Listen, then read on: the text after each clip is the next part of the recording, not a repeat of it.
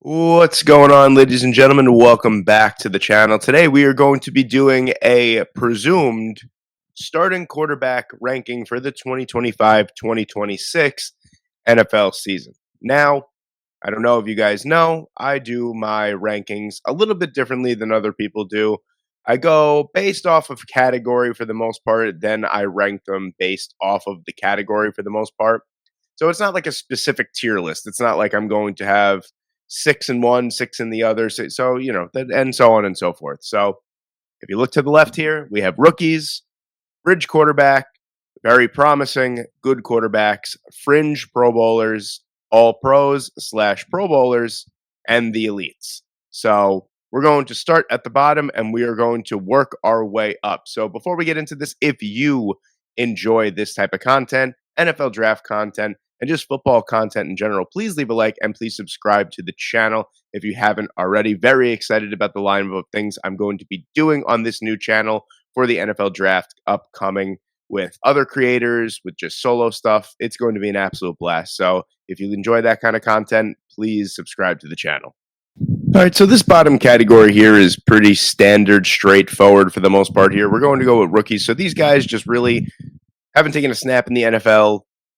We can't rank them any higher than the bottom. So Tyler Shuck I have at 32, who is the presumed starter for the New Orleans Saints, Cam Ward for the Tennessee Titans, and then JJ McCarthy, who technically is not a rookie. That's why there's an asterisk next to it, but he has not taken a snap either. Expecting big things from him in the big old 2025, but until they start playing, there's really no other way that we could rank them other than the absolute bottom. There's no way that you could tell me, there's no argument that you could make that I would rank a quarterback that hasn't taken a snap over a quarterback that has played legitimate NFL minutes before. Just not going to happen. That's not how I do my rankings. I will fight anyone tooth and nail on that. You're not going to get a rookie ranked higher than the bottom until they take a snap. That's just me, though. All right, so this category should come with just a touch of an asterisk next to it as well, because there is one player in here that obviously really shouldn't be under the bridge quarterback, label, but I have Anthony Richardson at 29 here. I have been on record. If you guys don't know, I had an old draft channel with about 12 and a half thousand subscribers on it. And I was very adamant in the fact that I loved Anthony Richardson through the pre-draft process. I thought as long as he can get a head coach and an offensive coordinator that could develop him and he could stay on the football field, he was going to be a superstar. Well, we haven't seen any of that lately. Don't even know. I mean, I guess we're going into the 2025 season with an open quarterback competition between him, Daniel Jones, and I guess Riley Leonard as well. So I think on top, Shane Steichen is still the head coach of this. That is his massive investment.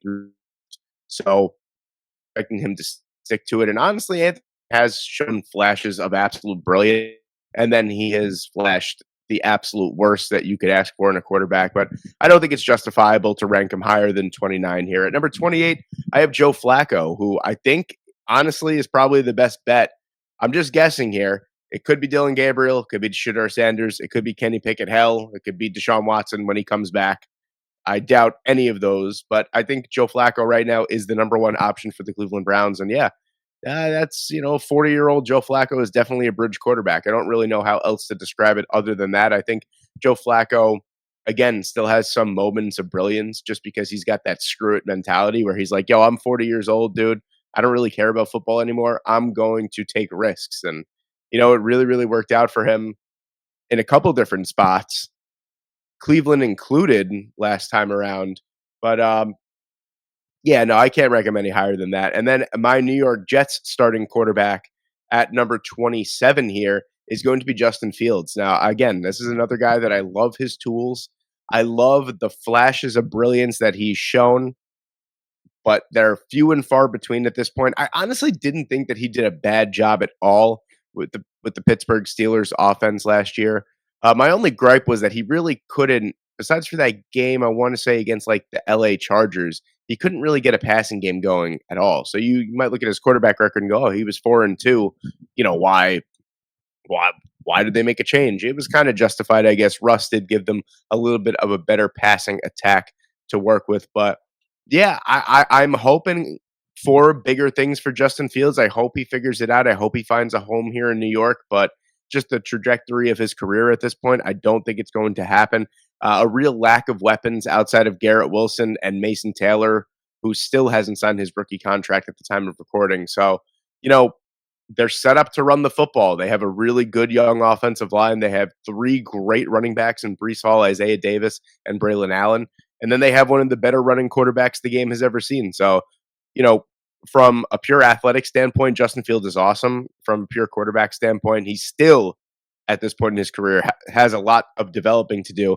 And at what point do you pull the plug and go, all right, there's no more room for development. This guy is just not that great as a passer. And then at number 26, that is Mason Rudolph. But when I made this tier maker list here, Aaron Rodgers was not signed to the Pittsburgh Steelers. So we're going to pretend that Mason Rudolph is Aaron Rodgers. So I have Aaron Rodgers at number 26. Not as bad of a year as people would think. And I know people are going to say, oh, you're just, box score watching and all that kind of stuff. Not true. I sat on my couch. I parked my ass on my couch and I watched every single Jet game last year. And honestly, I mean, there were times where I wanted to rip my hair out watching Aaron Rodgers, but a lot of other times he produced quite literally the second best season a Jets quarterback has ever had in their history. So I think we need to cut him a little bit of slack. The numbers, are better than he actually played, but he really didn't play that bad. He's going to Pittsburgh again, another team with right now really one, maybe two options. Pat Fryermuth, DK Metcalf, a lot of uncertainties outside of that. The offensive line is good. They're young. Troy Fautanu is coming back, hopefully healthy this year. I think he only played in one game in his rookie season last year. A 41-year-old Aaron Rodgers, how much better are you going to get than the bridge quarterback? I'm not going to rank him any higher than 26th. And then I don't really know for Big Blue. At number 25, I have Russ, who I do think, given the money that they gave him, I do think that he will at least start the year as the quarterback. And again, Russ is another guy that I kind of put in that Justin Fields category where I don't really think he played necessarily bad last year.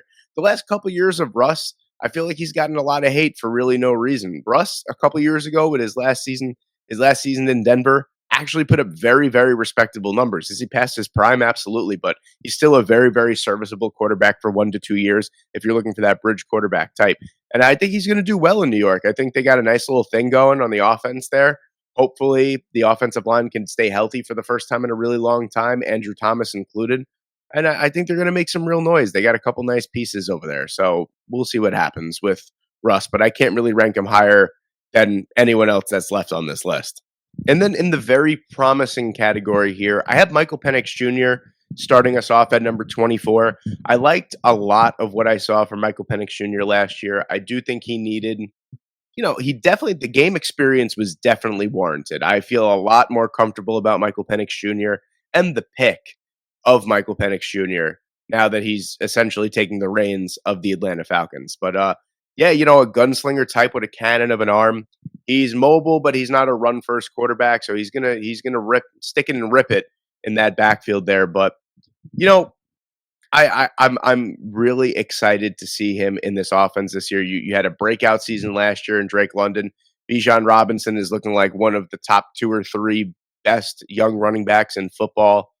I'm very excited to see what he can do. But just from the short sample size that we got, or the small sample size rather that we got, I can't really rank him any higher than this other than just very promising. And then you have Bryce Young here at number 23. And man, he got benched early on in the season, and then he came back in to start, and he didn't look back. And you're going to look at the numbers if you're box score watching and go, oh, he wasn't really that great. But man, he really played some excellent football. And what really, really spoke out to me about Bryce Young last year watching was the ball placement down the field. He got much, much more confident as the year got on. And he kind of showed us why he was the number 1 overall pick a little bit.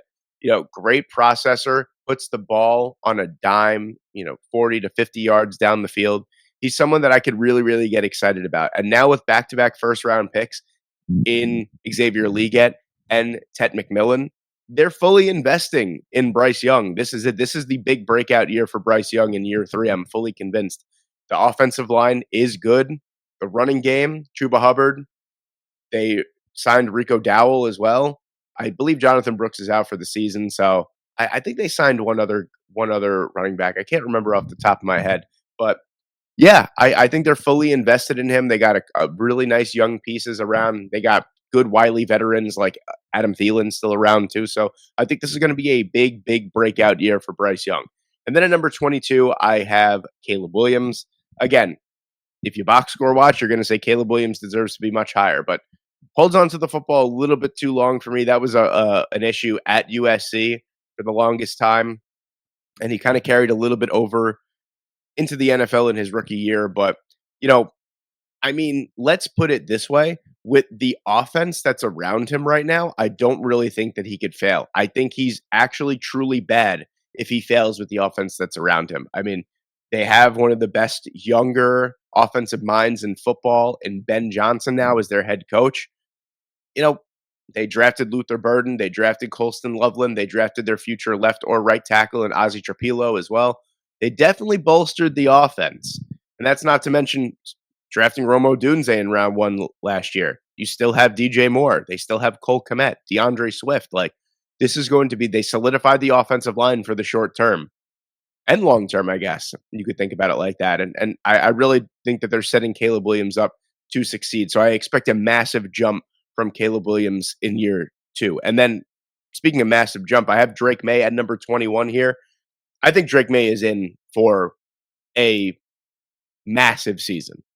I know that really they haven't added a ton on the offensive side, but I love what they did. Travion Henderson was just such a great draft pick for me, picking up Stephon Diggs despite, passing out cocaine on boats. I don't really care what you do in your offseason. That's fine. But Drake May, they pieced together the offensive line a little bit better in the offseason as well. So I'm excited about that because, drafting Will Campbell was just such a huge get because he could start at left tackle. If he doesn't work out at left tackle, he can kick inside to guard or maybe even slide over to right tackle. So you have a very, very valuable chess piece in that moving all around the offensive line. I'm super excited for him. I think I went on record as saying that I think if Drake May started the season from week one, he probably, it's tough to say. I don't think he would have won Rookie of the Year, but I think he would have been the second rated rookie behind Jaden Daniels last year. I know that's tough to take that away from Bo Nix because Bo Nix was just so awesome his rookie year, too. And I'm a big Bo Nix fan, if you guys couldn't tell. But I think Drake May, honestly, given the age, given the frame, given the intangibles, I think Drake May has the highest ceiling of any quarterback in the 2024 draft class. Call me crazy, but I think he's going to show a lot of it this year. Breaking into our top 20 here, I have Sam Darnold. Now, I think that 2024 was a little skewed for Sam Darnold. He was, I hate to take away from the guy because as a Jets fan, I've always been a Sam Darnold. I thought chicken salad, chicken shit when he was here with the New York Jets. I mean, he literally had nothing to work with, and he actually put up some pretty respectable numbers in the course of his time here. I think he's a very talented quarterback. He's still just 28 years old. He has plenty of time in his career. Signed a big contract with Seattle. I like what Seattle did. They put offensive pieces around him. They solidified at least a little bit more the offensive line, which the interior has been so bad. So getting Gray Zabel, who could legitimately play all three interior offensive line positions, was such a big get for them. I just think 2024 was a little skewed. That he had one of the best wide receiver duos in football in Jordan Addison and Justin Jefferson. He played in one of the most quarterback-friendly systems you're ever going to look at. And I don't want to take anything away from him because he led them to a 14-3 record. But that playoff game was case in point. He holds onto the football just a little bit too much, always looking for that perfect pass. And I don't think you're going to get that type of time in Seattle. So I think he needs to adjust slightly. But I think Sam Darnold is going to succeed over his 3-year contract in Seattle. And he's someone that I'm perfectly fine with. He is a good quarterback. That is the category he is in. He's a good quarterback. And then at 19, I have Tua Tagovailoa. Now, this might be too low. Some people think it might be too high. Tua is a very volatile stock in the NFL because I guess you could make the argument that when the getting was good in Miami, because now it's very, very uncertain, that Tua was just benefiting off of the fact that he had two super fast receivers and just a really, really fast offense overall. That may be true. He's still super accurate. He's still someone that can escape the pocket, escape pressure. He's not a bad quarterback by any means necessary. Does he have a cannon of an arm? No, he does not. But I think Tua gets a little bit too much flack. But then I also feel like he's a little bit overrated by a lot of the Miami Dolphins fans. So I think 19 is a perfectly fine medium for him.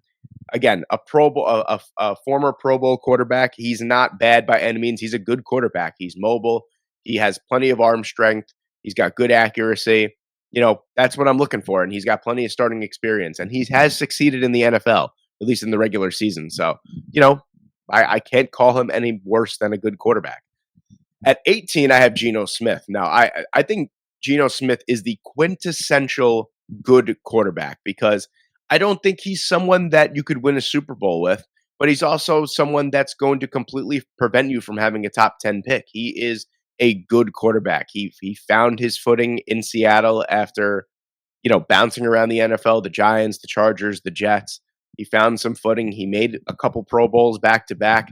Now he firmly has the reins in Las Vegas for at least the next couple of years. I think he signed a 3-year contract, and he's reunited with Pete Carroll. So Pete Carroll is going to squeeze the absolute most out of Geno Smith. So I'm expecting big things from Geno Smith, and he's a good quarterback. He's someone that I could firmly see being a Pro Bowler at the end of the year when it's all said and done. And at 17, I have Trevor Lawrence. Again, another player that some people might think is too low, some people might think is too high, whatever you may think. I think I'd like to think I'm a little bit higher on Trevor Lawrence than the consensus.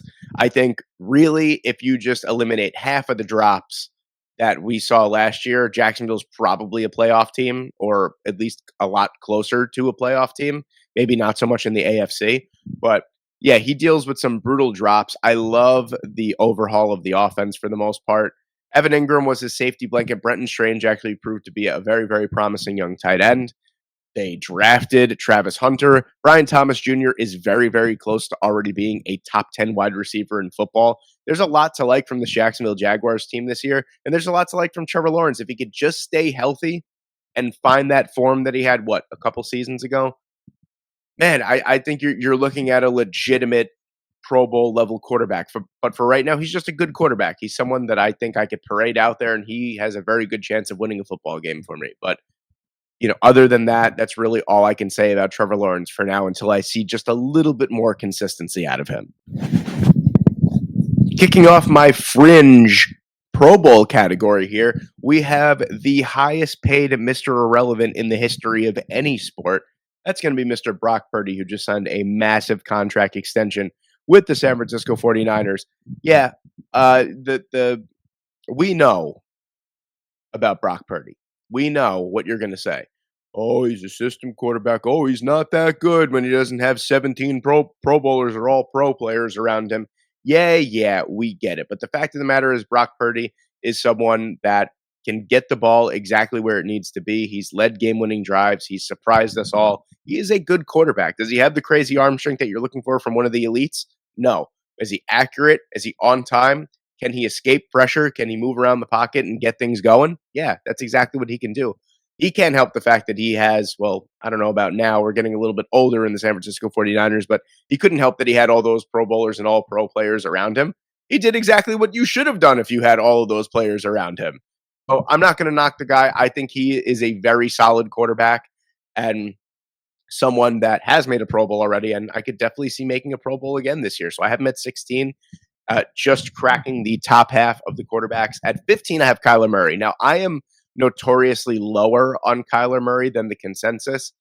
I don't know. I just always feel like Kyler Murray is just like he's just not that guy.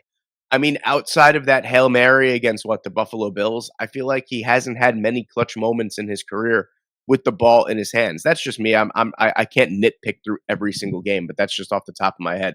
But Kyler Murray is a very fine quarterback. He's someone that, every once in a while is going to make one of those boneheaded mistakes that, some quarterbacks in this range do.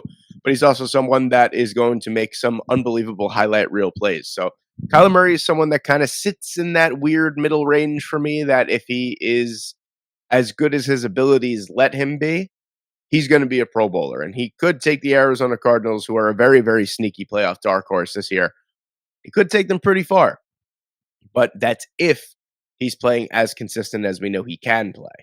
At number 14 here, I have Dak Prescott. Now, again, we're getting into like the controversial quarterbacks. In these like two tiers here, good quarterbacks and fringe Pro Bowlers, I feel like everyone here is basically borderline controversial. But yeah, I think Dak Prescott gets a lot of hate. Yeah, he gets injured. Yeah, he led the league in interceptions a couple years ago. The bottom line is the guy performs, at least in the regular season. He gets his team. He always racks up the yards. He's always racking up the touchdowns. He's going to be that gunslinger type of guy that, yeah, he's going to make a couple of boneheaded mistakes every once in a while. But damn it, I mean, Dak is a good quarterback. I don't know where we got off this narrative that this guy can't, lead the Dallas Cowboys at least to the playoffs. In the playoffs is a different story. But yeah, Dak is good, man. I really don't know what else to tell you. I don't really know what else to say other than that. As long as he could stay healthy, you know that Dak is good for 30, 35 touchdowns and around like 10, maybe 12 interceptions, something like that. And then you have my baby boy here at number 13. It might be a little high for some of you guys, but I truly don't care. I love Bo Nix. I think Bo Nix was destined to fail from a lot of people's standpoints, and myself included. I didn't think Bo Nix himself was going to fail. I thought the Broncos were going to fail, and then they were eventually going to build up this roster. But my goodness, the roster that they have built around him this year, adding through free agency, Dre Greenlaw, Tanaloa Hufunga, adding Evan Ingram through the draft, adding Jade Barron, RJ Harvey. My goodness. I mean, this team is definitely set up for success. And if Bo Nix can continue to develop at least a little bit and build off of that rookie year, I mean, you're looking at a rookie that his year kind of got downplayed because you had the greatest season for a rookie tight end ever. And you had quite literally one of the greatest rookie seasons for a quarterback ever in the same year when he was a rookie. I think people forgot how good Bo Nix truly was, and he truly did look like someone that could lead this Denver Broncos team to a Super Bowl. I'm firmly confident in Bo Nix. I think year 2 is going to be absolutely huge for him. I think this team is ready to compete, and who knows, they could even surprise a lot of people and win the AFC West, and I think Bo Nix is that guy that can certainly take them there. He's confident.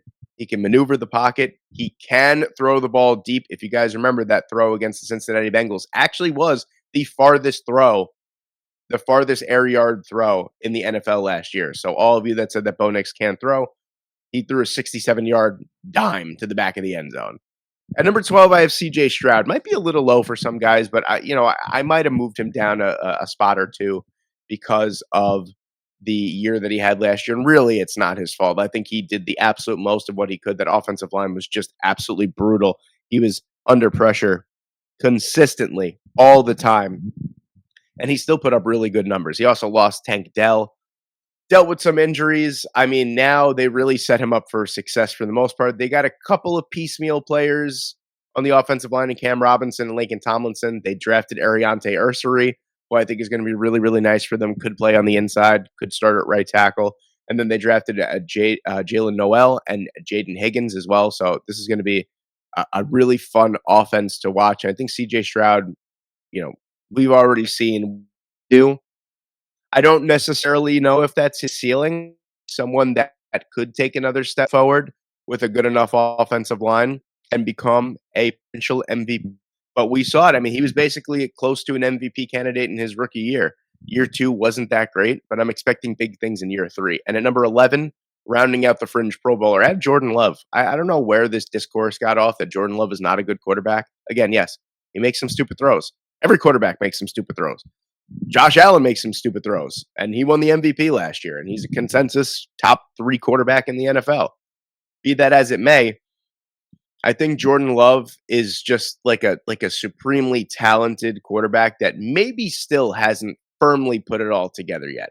He could run, he could throw the ball a zillion yards down the field. He's electric off platform, and he finally has a potential wide receiver 1 in Matthew Golden. And they drafted Savion Williams as well. So he's got plenty of weapons to work with this year. He's got a great run game, a great offensive line. I'm expecting huge things from Jordan Love in the big 2025. All right, I figured I would just do all of the top 10 here. So we have our next couple of our final two tiers here. We'll talk about the 10 through 6 here. I have Jared Goff at number 10.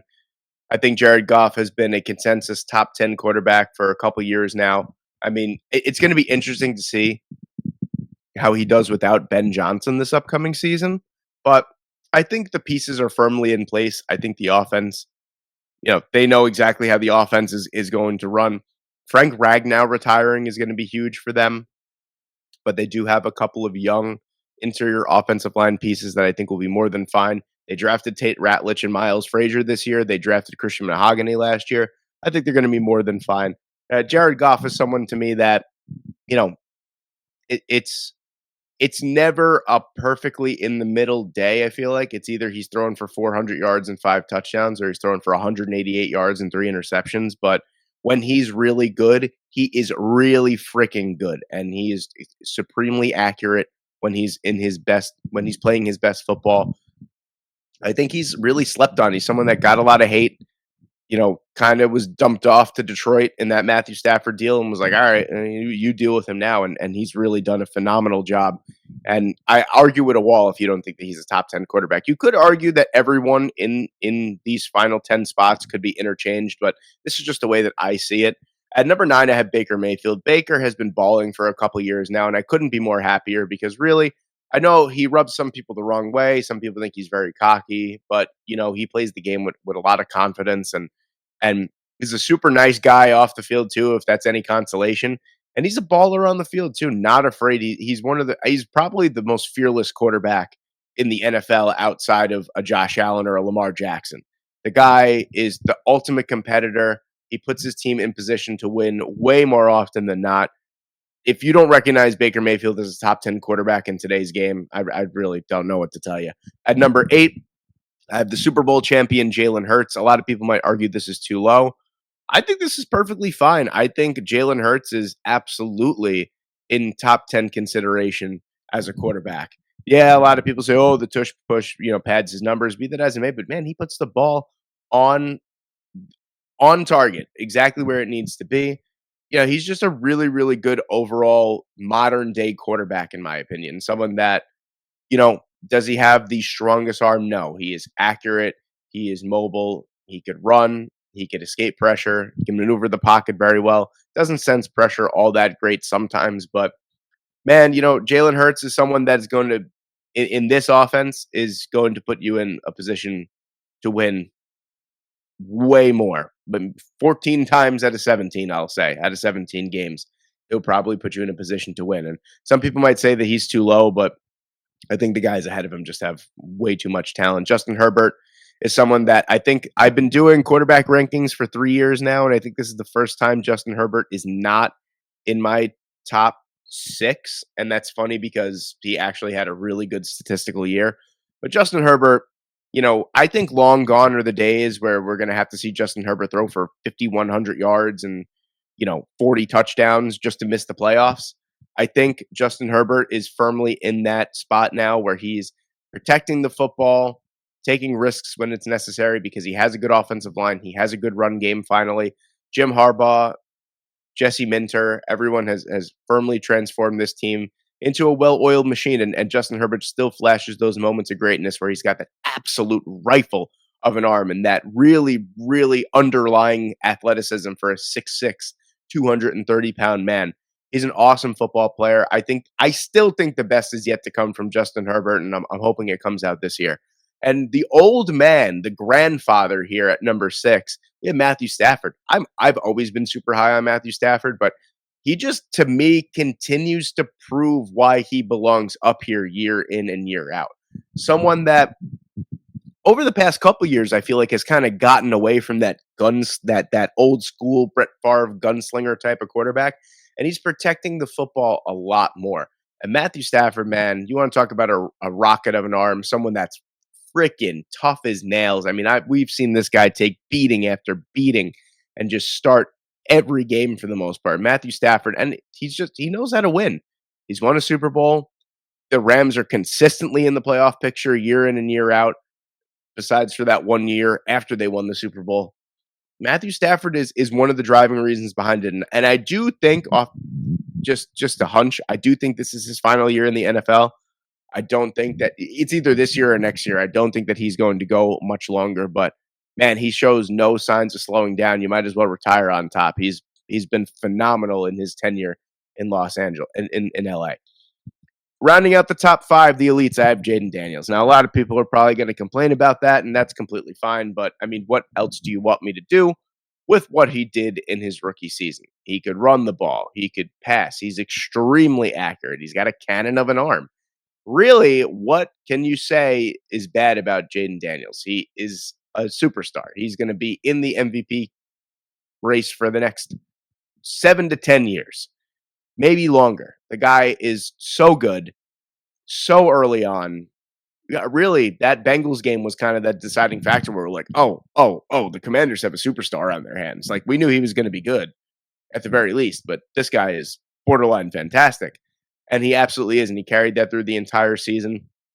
This Washington Commanders team got better. I don't think a lot of people are predicting a Jaden Daniels regression, and you might say that's probably true because of the numbers that he put up last year. It'll be very, very hard to duplicate it. Only the elites will be able to duplicate it. And I firmly believe that Jaden Daniels is an elite quarterback, and I think he'll have no problem even building on those numbers that he had last year. At four, I have Joe Burrow.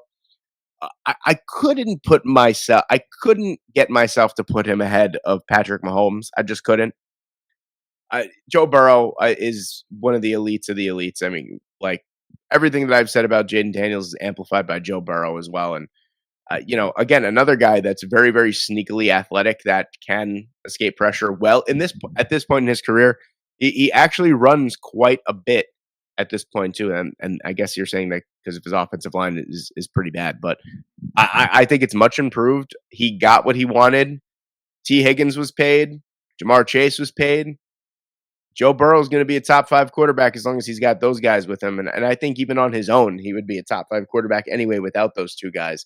He's just a guy that knows how to win, knows how to put his team in position. If he didn't have the 33rd ranked defense in the NFL, I think, we'd probably see maybe one or even two more Super Bowl appearances at this point in Joe Burrow's career. But be that as it may, we're moving on to the top three. Patrick Mahomes rounds out my top three. I know a lot of people are going to say that, he's a multiple time Super Bowl champion. He's been to like 7 Super Bowls already or whatever it may be, or 6 or whatever. But I can't really factor all that in my opinion. Yes, winning Super Bowls is great, is amazing, but I can't, win a Super Bowl and he's all the won a Super Bowl. He's all the way like I don't know what to tell you. It doesn't factor in too much with the rankings itself. But Patrick Mahomes is last year was a little bit of a struggle for him at times. I think he led the league in interceptions last year, if I'm remembering that correctly. But a lot of those came in the first like 7 weeks of the season. I think let me see. I think he ended up with like 12 or 13 interceptions, but I think like 11 of them were in the first like 7 weeks of the season. So, he really cleaned it up. He's, a lot of people last year were saying, oh, maybe he's not as elite as we thought. That's not true. I mean, he did deal with some injuries right away. Hollywood Brown was out the whole season. Rashee Rice only played a few games. He was out. He really had no run game either. And in the Super Bowl, he really just got, he got toasted. He got blasted. The offensive line was terrible. I mean, if you consider a Super Bowl loss a down year for a player, I mean, you have one of the all-time greats that you're talking about if you're saying that a down season is a Super Bowl loss. I would love to see Kansas City air the football out more because that final touchdown to Xavier Worthy in the Super Bowl was an absolute thing of beauty. That ball went like 70 yards through the air on a dime to the back of the end zone. A fantastic throw. I'd love to see Patrick Mahomes be able to showcase more of those abilities. But of course, throughout his entire duration of his career, maybe up until the point where he's like 37, 38, 39, 40, if he's even playing that long, he's going to be a top 3 quarterback in the NFL. Lamar Jackson at number 2. Lamar is just so amazing. I mean, last year, how can you build off of an MVP year? I know. You take your MVP numbers and you absolutely blow them out of the damn water, and then somehow don't win MVP. I don't know. I think the MVPs should have been reversed. I think last year was a makeup for 2023. I think in 2023, Josh Allen should have won. I think 2024, Lamar Jackson should have won. He had an unbelievable season. Didn't throw a legitimate interception in the regular season. I believe all four passes were like tipped or through his receiver's hands. So, like, that's an unbelievable stat. I think he threw like 41 touchdowns too. The guy is just unbelievable. Again, similar to Patrick Mahomes, as long as this guy is in the NFL, he's going to be a top 3 to 5 quarterback. He's just the the versatility, the dual threat. He's so good, and I'm so glad that a couple years ago he put on all that weight to get bigger and to get stronger, and he just wasn't the same guy. And then he lost that weight going into last year, and that was the Lamar Jackson that we know and love. And I firmly expect another MVP type of season from Lamar Jackson. And then, of course, at number one, to nobody's surprise, I'm hoping, is Josh Allen, the reigning MVP. Just seemingly gets better as the time goes on, in my opinion. Just someone that I feel like the first couple years of his career, he was really just figuring out how to play the quarterback position. Then he started learning how to play in the NFL. Now I feel like he's still learning. I feel like we still haven't seen peak Josh Allen just yet. I'm thinking that this year we could see a 40 touchdown, 5 to 8 interception type of season from him and another MVP. Hopefully a Super Bowl too. The guy is unbelievable. I think really if everyone in the top, I know it's tough. All right, so you got Joe Burrow. No, Joe Burrow made a Super Bowl. He didn't win one. So really, out of the top 10, it's Matthew Stafford, Jalen Hurts, Patrick Mahomes. I would be remiss if everyone out of the top 10 doesn't win a Super Bowl in their lifetime, in their respective careers. I would love to see it. I don't think it's going to happen, but I mean, Josh Allen, Lamar Jackson, those guys, Joe Burrow, those guys need Super Bowls very, very soon. I would be over the moon if Baker Mayfield were to win one, or Jared Goff. But be that as it may, that is it, ladies and gentlemen. There is my quarterback ranking, starting quarterback ranking for the 2025-26 NFL season. Let me know what you guys think in the comment section below. Don't forget to leave a like and subscribe to the channel if you haven't already. Thank you guys so much for watching today. I hope you enjoyed, and I hope I see you in the next one.